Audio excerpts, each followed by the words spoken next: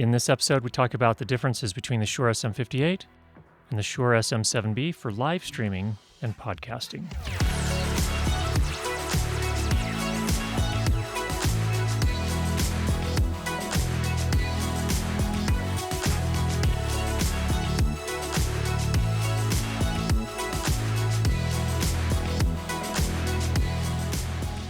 Many podcasters and live streamers consider the Shure SM7B to be the microphone for live streaming and podcasting. But it's a $400 microphone. And if you have multiple guests or hosts in your show for your live stream or your podcast, you have to multiply that $400 times the number of participants that you have. So it can get very expensive very quickly. And because the Shure SM7B requires a lot of gain, you either have to have a preamplifier or audio interface or audio recorder that has really high quality preamps that can provide at least 60 dB of gain, preferably 65 dB of gain. And that means in most cases, those are going to be more expensive. So there are just a lot of considerations here with using a microphone like the Shure SM7B. Now, if you have a audio interface or an audio recorder that doesn't supply that much gain, then you're going to need an inline preamplifier or mic activator, something like a Cloud Lifter or a FET-Head. And that's another $100 to $150 per microphone. So it gets very expensive very quickly. But then you have microphones like the Shure SM58, and I have a different foam on here. We'll talk about that in a little bit. It's a $100 microphone, and you may have heard that it uses the same microphone capsule as the SM7B. So the big question becomes, can you get a really similar sound out of the Shure SM58, $100, to the $400 SM7B? Well, here's some samples. Let's have a listen. It was easier to know it than to explain why I know it. If you were asked to prove that 2 and 2 made 4, you might find some difficulty, and yet you are quite sure of the fact. It was easier to know it than to explain why I know it. If you were asked to prove that 2 and 2 made 4, you might find some difficulty, and yet you are quite sure of the fact. It was easier to know it than to explain why I know it. If you were asked to prove that 2 and 2 made 4, you might find some difficulty, and yet you are quite sure of the fact. It was easier to know it than to explain why I know it. If you were asked to prove that 2 and 2 made 4, you might find some difficulty, and yet you are quite sure of the fact. It was easier to know it than to explain why I know it. If you were asked to prove that 2 and 2 made 4, you might find some difficulty, and yet you are quite sure of the fact. It was easier to know it than to explain why I know it. If you were asked to prove that 2 and 2 made 4, you might find some difficulty, and yet you are quite sure of the fact. So let's talk about the history and how this microphone, the SM58, differs from the SM7B. First of all, the SM58 was originally introduced in 1966. Wow. It's a cardioid dynamic microphone. So it's a microphone that you generally have to work pretty close to it, and there's a really pretty substantial advantage that comes along with that. If you work close to it, you're going to get a better signal-to-noise ratio. That's meaning you're, for a lot of people, especially recording podcasts, say, for example, at home or in acoustically untreated spaces, working closer to the microphone becomes an advantage because your voice is closer to the microphone. That means it's going to pick up less ambient noise from the room. So you're going to get a cleaner sound, something that sounds a little bit more studio-like. It uses the Unidyne 3 microphone capsule, which was developed by Shure, originally for another microphone, the Shure SM57. That's another story for another time. But it has a ball-style grill on it. It's really made originally as a handheld mic for vocals. That was its original purpose. And you don't have to use it handheld. Of course, it comes with a microphone clip, so you can put it on a stand like we're doing here. It does have some internal shock mounting. Obviously, because it's a handheld mic, it had to have some sort of internal shock mounting, but it's not the best in the world. Like, here, let me just tap my stand here at the base. Picks that up like crazy. So the shock mounting is okay, but not amazing. One other thing that the SM58 does is that it has a transformer in it. And what that does is that essentially gives the output signal a little bit of a boost. So you don't need quite as much gain or input amplification on your recorder or your audio interface that you're using with it. That's a big advantage that the Shure SM58 has. Now, the downside of having a transformer in the microphone design is that it colors the sound a little bit.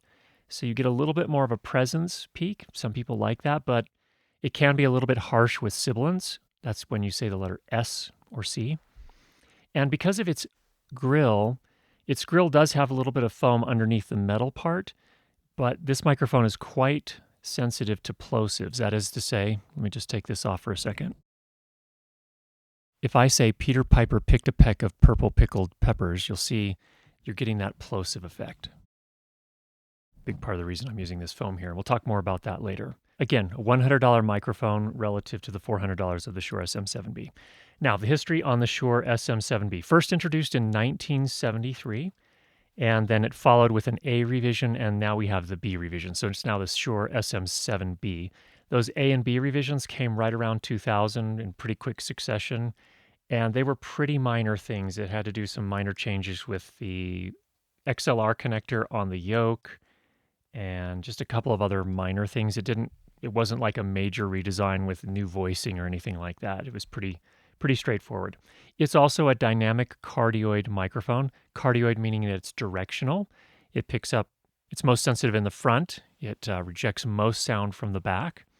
So the difference here, though, is that it does include on the SM7B, and you'll see this in the close-up here, it includes both a low-cut filter or switch, and it also includes a presence boost. So if you want to boost the high frequencies, the more the air parts of vocals, if you will, the higher frequencies, when you say the letter S to get a crisper sound, you can boost those as well if you need to do that, especially if you are using this foam right here, which actually came with the SM7B. It's a thicker foam. Foam will actually have the effect of reducing some of the high frequency that gets through the foam to the microphone capsule. So if you're going to use this bigger foam, and there's some reasons for doing that, like why I'm using it here to manage plosives, if you put that on here to get some of those high frequencies back, you can use this high frequency or presence boost. So that's another advantage that the Shure SM7B has that the SM58 does not have. The SM7B also uses the Unidyne 3 capsule. Shure says they've tweaked it just a tiny bit, but again, as you heard, it's very, very similar to the sound of the SM58. The SM7B has more substantial internal shock mounting, so when you bump the stand, you'll still very much hear that transfer to the microphone, but not quite as much as with the SM58. This bigger case, larger diameter, also provides evidently better RF and electromagnetic shielding. So if you were to get your, some source of radio frequency close to this should be a little bit more immune than the SM58, probably. Now, one of the big differences is the grill is very different here. If I take this foam off, and the foam is interchangeable here, it comes with this kind of lower profile foam, which is what you see most people use, but it also comes with this bigger foam, at least my kit did. But this all sits over this assembly right here. And this is basically putting space, this is the microphone capsule right about here. And it kind of enforces that you stay this far or farther away from it. Plus it has the foam on top of that. So this does a better job at managing those plosives when you say the letter P or B. When a little burst of air comes out of your mouth, it keeps that from hitting the microphone capsule and creating that boo, really low frequency kind of fatiguing thing that you hear when there are plosives captured by a microphone. So this one's a little bit more immune to plosives, not as likely to pick them up, especially if you use this foam right here. Now, there's a trade-off. The more foam you put between the microphone capsule and the voice, the more it's going to cut off some of those high frequencies. So with the presence boost, kind of makes a kind of the best of both worlds, where you can get that plosive rejection, but also keep some of those higher frequencies. The other massive difference between the SM58 and the SM7B is that the SM7B does not have a transformer in it. It is therefore slightly more neutral sounding. It doesn't have as much of a presence boost, which I think is actually quite nice, especially for voices like mine.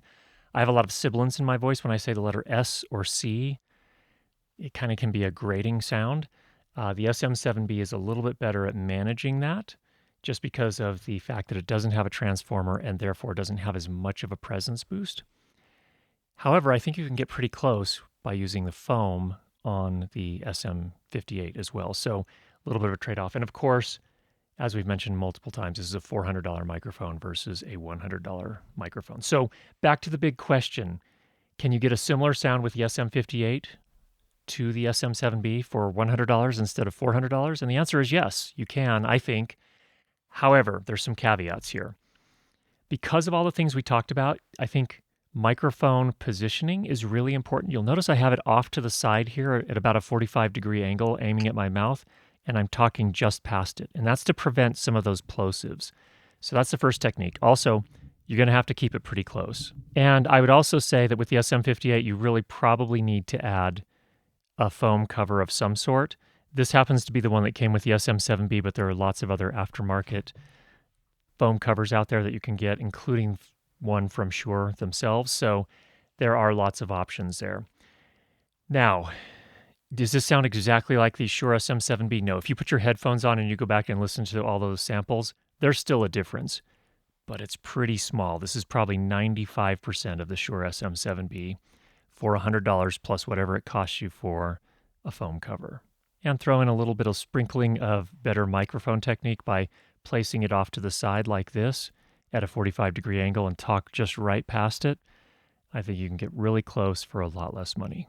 You'll probably also save money on an audio interface if you're buying an audio interface or a recorder because you won't need quite as much gain. Now, it is still a dynamic microphone. You're still probably going to want at least 55 dB of gain, but preferably closer to 60.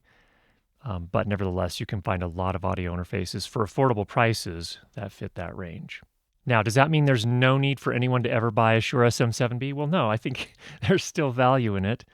$300 more? Well, that depends. If you have a lot of people coming on your show that don't have good microphone technique, have never really spent a lot of time in front of a microphone, having this design with this windshield could be a big advantage. That way they're less likely to create plosives. You can have them, just get them up nice and close to the microphone.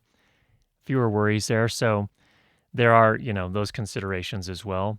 But again, I think you can get some pretty amazing sound out of a $100 microphone with an aftermarket windshield on it for most cases. So hope that was helpful for you. If you have any questions, go ahead and leave those down below. And if you've not already subscribed, make sure you do that. And we'll be sure to get you more great videos on how to improve your lighting and sound for video. Talk to you soon.